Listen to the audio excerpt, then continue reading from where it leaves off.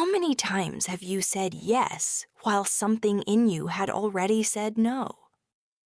How many times have you smiled, nodded, agreed, reassured, softened your tone, edited your truth, swallowed your refusal, and then dared to call that kindness? How many times have you left a conversation with that strange inner nausea, that faint spiritual bruise, that quiet knowledge that something sacred in you had just been sold for social peace? How many times have you confused self-betrayal with virtue? Here is the truth that most people are too domesticated to admit. Much of what passes for kindness is not kindness at all. It is fear in ceremonial clothing. It is anxiety with good manners.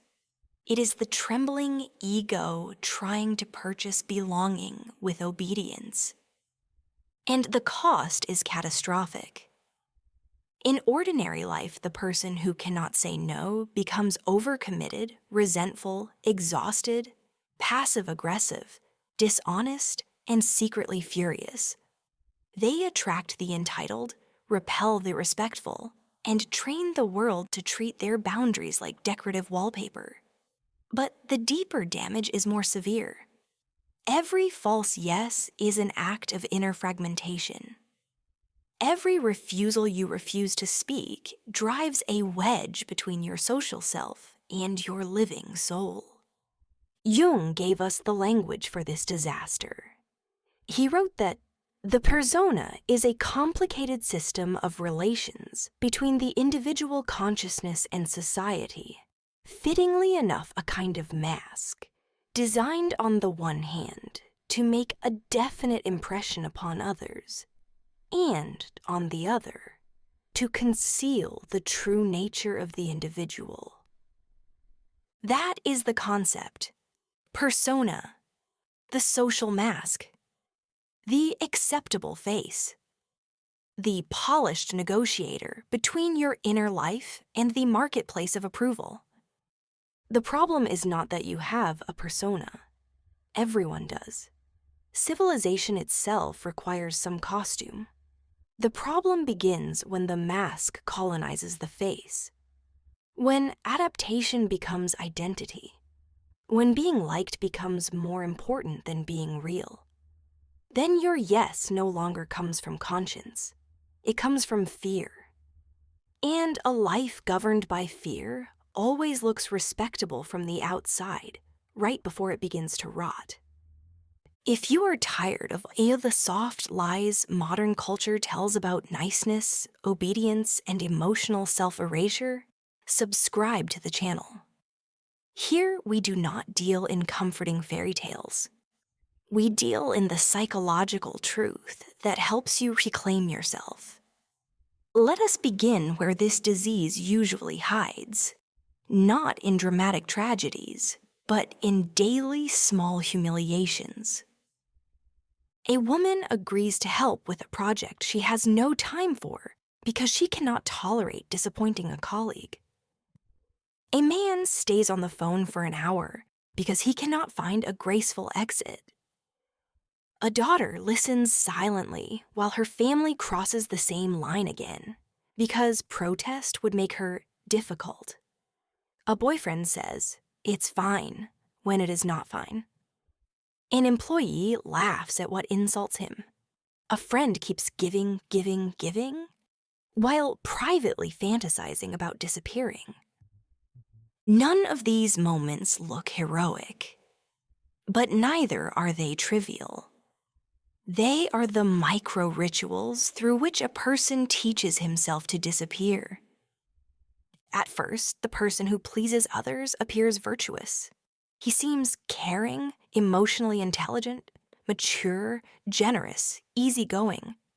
Society applauds him because society profits from compliant souls. This agreeable person oils the machine. He absorbs tension. He asks for little. He makes everyone comfortable except himself. But if you look closely, the pattern is always the same. There is an outer event and an inner collapse. Someone asks. You tense. Your body knows the answer. Your mouth betrays it. Then comes the justification. You tell yourself it was not a big deal. You tell yourself you are being nice. You tell yourself that harmony matters more. You tell yourself that this is adulthood. Yet hours later, you feel drained, irritated, vaguely polluted. Why? Because the psyche knows what the ego tries to decorate. It knows when you have acted against your own center. This is the first great uniform pattern beneath people-pleasing. The body protests before the mind confesses. The stomach tightens, the chest hardens, the jaw locks, the breath shortens. The organism says no, and the persona translates it into yes. That translation is the birthplace of neurosis. Why does this happen? Because the people pleaser is not merely responding to the present request. He is responding to an older emotional courtroom. Somewhere in the unconscious lies a primitive equation. If I displease, I will lose love. If I refuse, I will be punished. If I become inconvenient, I will be abandoned. So the request in front of you is never just a request. It becomes a symbolic test of belonging. A simple boundary becomes, in the unconscious imagination, a threat to attachment itself. This is why weak boundaries feel, to some people, not like weakness, but like survival. And that is what makes the pattern so destructive. It is not chosen freely, it is compelled. Jung understood such compulsion with brutal clarity. The popular internet version often misquotes him, but the authentic formulation is sharper. The psychological rule says that when an inner situation is not made conscious, it happens outside as fate. This is precisely what happens in people-pleasing. The inner conflict is not conscious, so it appears outside as bad luck, toxic people, constant pressure, everyone asking too much, unfair relationships, workplace exploitation, being misunderstood. But fate is often the theater in which the unconscious stages its own unlived drama. You say, why do I always meet people who take advantage of me? A harsher question is this: why does your psyche continue to recruit them? Not because you deserve abuse, not because the world is just, but because an unconscious pattern repeats until it is seen. The undeclared no summons the person who will force it to the surface. Life is not sentimental, it is instructive. Now let us go deeper. The people pleaser does not only fear conflict, he fears his own aggression. He fears his own shadow. Jung wrote that enlightenment does not come by imagining figures of light, but by making the darkness conscious. And he warned that people will do almost anything to avoid facing the soul. Sham. Yes, what is this darkness in the case of compulsive niceness?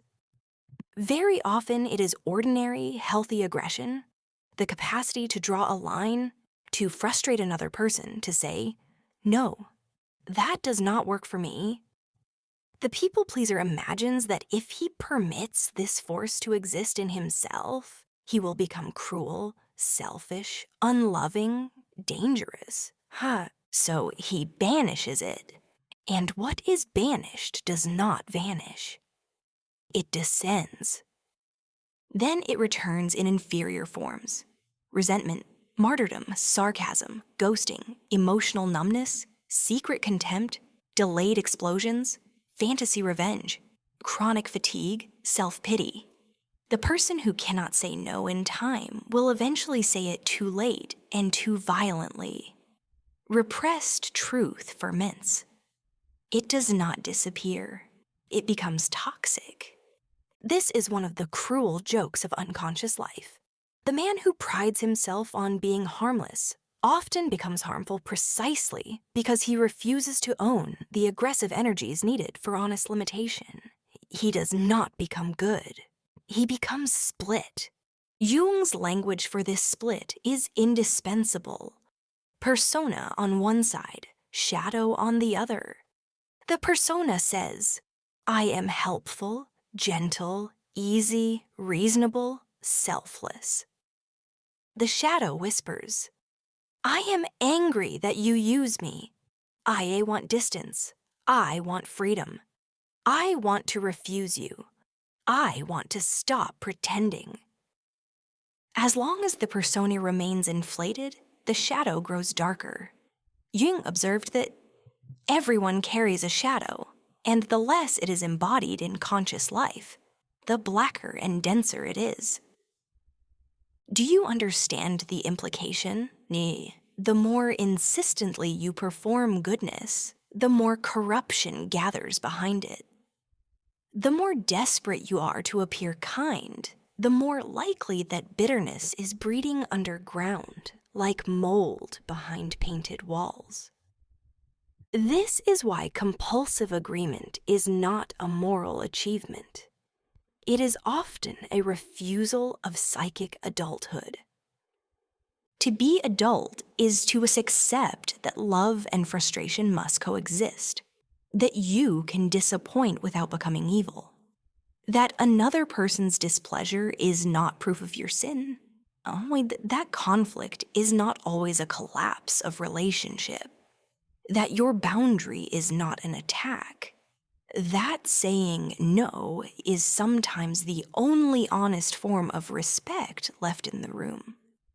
But the undeveloped psyche cannot tolerate this tension. It wants innocence. It wants approval without cost. It wants to remain unstained by another person's disappointment. So it sacrifices truth in order to preserve a fantasy image of itself as good. Notice how narcissistic that actually is. Yes, narcissistic. Not in the vulgar sense of vanity, but in the subtler sense of being hypnotized by one's moral self-image. The people pleaser is often less interested in actual love than in not feeling like the bad one. He cannot bear the wound to the image. He would rather betray reality than lose innocence. That is why so much niceness feels dead. It is not relational. It is strategic. It is not born of abundance, but of fear. It is less a gift than a bribe. Now consider the real-world consequences. In work, the person who cannot refuse becomes overloaded, undervalued, and strangely invisible. His reliability becomes an invitation to exploitation. He receives more tasks, not more respect. In romance, he confuses accommodation with intimacy. He withholds inconvenient truths until the relationship becomes a museum of omissions. Then one day he says he feels unseen, when in fact he spent months refusing to be seen. In family life, he becomes the emotional utility knife. Everyone reaches for him when needed, and nobody learns where he ends because he never marks the edge. In friendship, he becomes the default comforter, advisor, rescuer, and absorber of chaos. But because he rarely speaks his own limits, the friendships are often built on asymmetry disguised as loyalty. And in relation to himself, the damage is worst of all. He stops trusting his own signals. Desire becomes faint. Yes, anger becomes shameful. Rest feels guilty. Preference feels selfish. He forgets that an individual soul is not built by endless accommodation. It is built by discrimination. This is where Jung becomes especially relevant. Individuation, the great aim of Jungian development, is not becoming socially smoother. It is becoming inwardly whole. And wholeness is impossible without opposition. A person who has no no has no center. He is not whole. He is porous. Jung's image of growth was never sentimental. No tree, it is said, can grow to heaven unless its roots reach down to hell. This applies perfectly here. Your capacity for genuine love cannot grow upward unless your capacity for refusal grows downward. Your kindness has no trunk if it is not rooted in the dark soil of aggression, discernment, and self-protection. A love without boundary is not love. It is leakage. And now we arrive at the abstract harm, the harm beyond stress and resentment. When you continually betray your own no, you commit metaphysical treason against the self. The self, in Jungian language, is not the ego and certainly not the persona. It is the larger totality, the inner ordering principle, the silent architecture of your becoming. The ego's job is not to dominate that mystery, but to enter into relation with it. And one of the first signs that you're out of relation with the self is that you live mostly from adaptation rather than truth. To overplease is to kneel too long before the collective. You begin to live from borrowed motives. You become legible but not alive. Your words are accepted, your schedule is full, your conscience is applauded. Yet your soul starts sending darker messengers. Depression, exhaustion, numbness, sudden disgust, fantasies of escape, irrational rage, withdrawal, strange tears, a desire to vanish from every role you once begged to keep. These are not random malfunctions. They are psychic protests. The soul does not always speak in elegant poetry. Sometimes it slams doors. Many people wait until life collapses before they listen. They imagine the problem is burnout, or bad luck, or demanding people. Sometimes those things are real.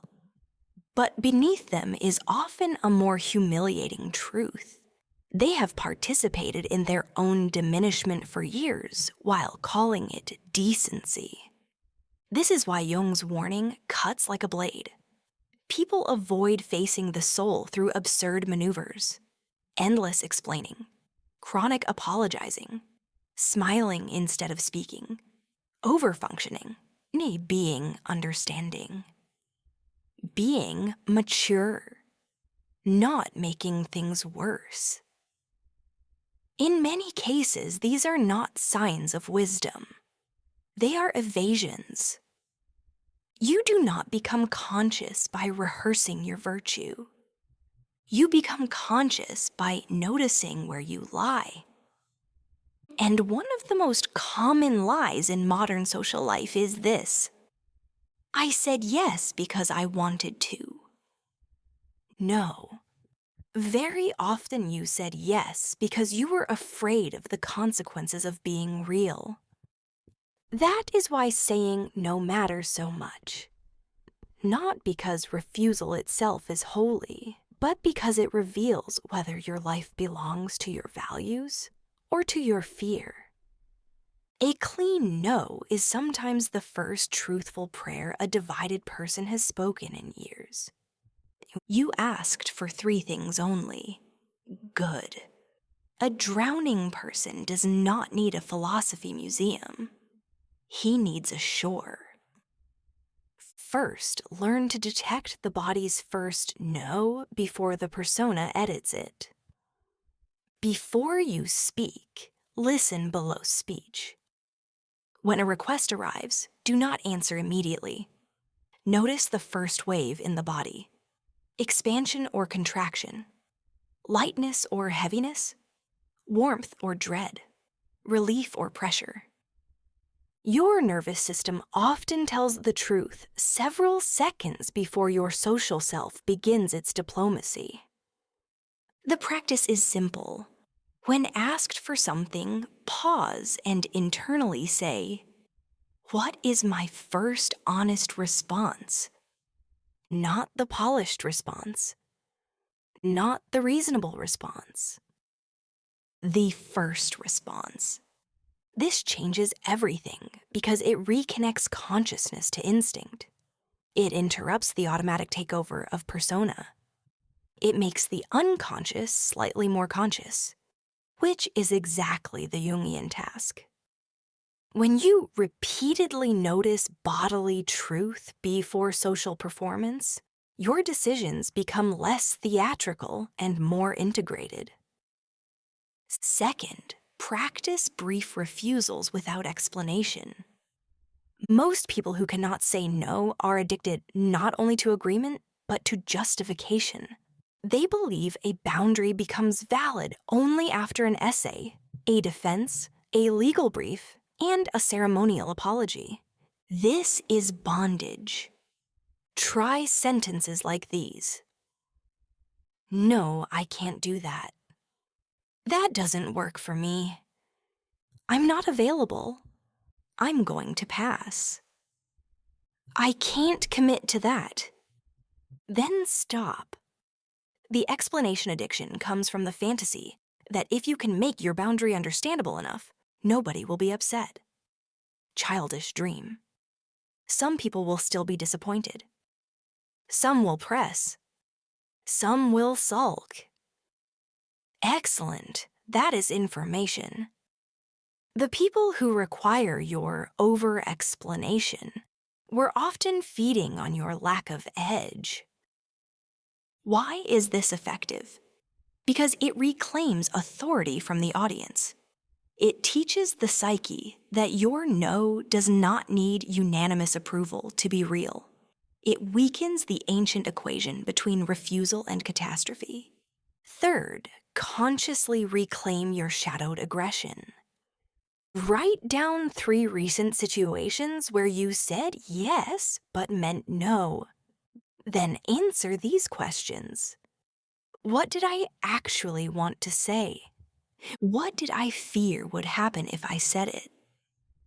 What image of myself was I trying to preserve? What anger did I refuse to feel?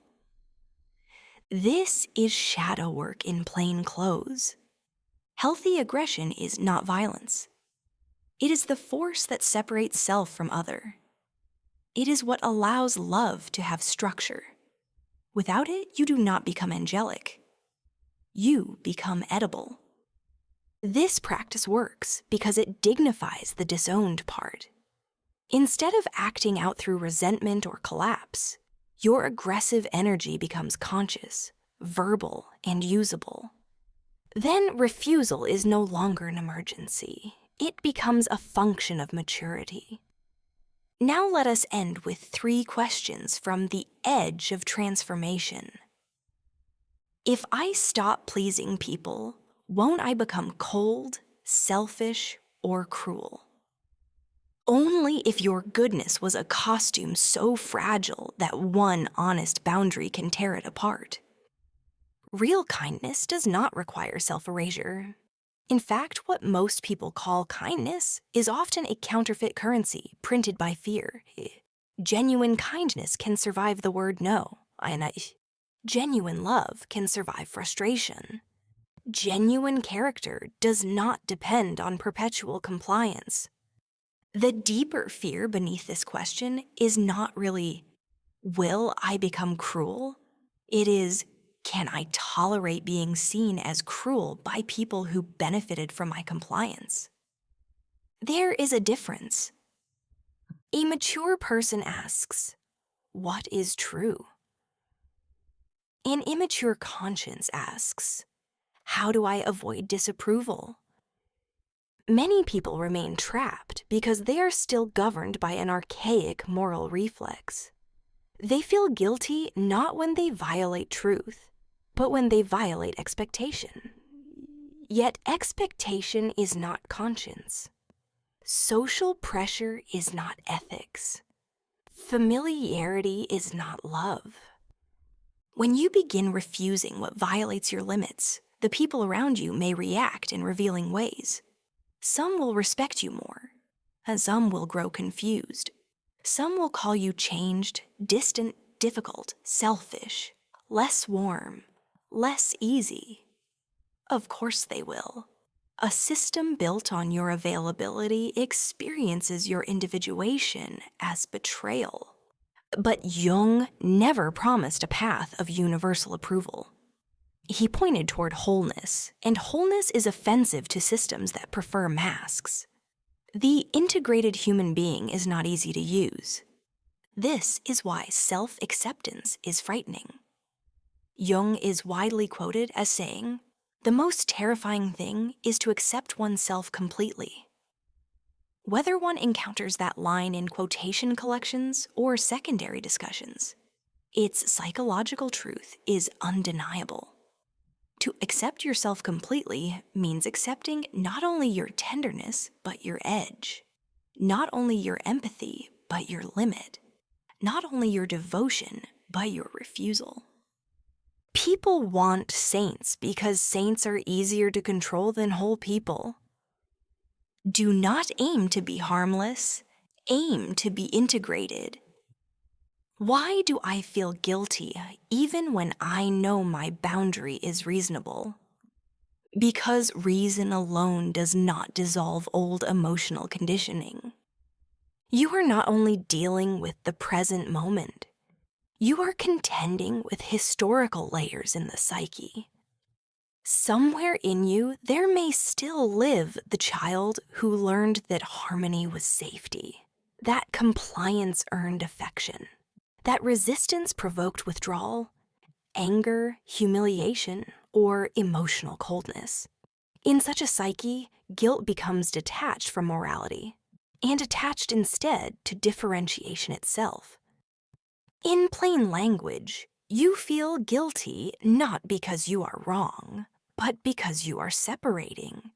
And separation is the birthplace of individuality. This is why guilt often intensifies precisely when you are doing something healthy. The old structure interprets growth as danger.